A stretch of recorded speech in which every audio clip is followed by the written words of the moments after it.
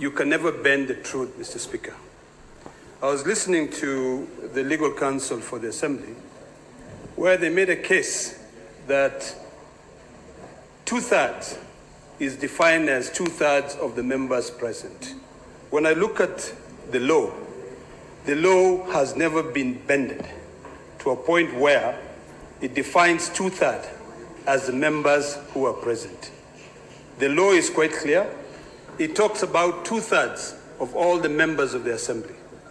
Mr. Speaker, I was listening, and this has to be the issue that we must determine. Because before, Mr. Speaker, in this very House, we determined what 2/3 means. And we all came up with a conclusion that 2/3 for a human being will be a whole number. So, Mr. Speaker, I've also listened to an argument made by the plaintiff or the county assembly that the Senate votes by proxy, and that could not be further from the truth. Mr. Speaker, the Senate does not vote by proxy. Neither do county assembly vote by proxy.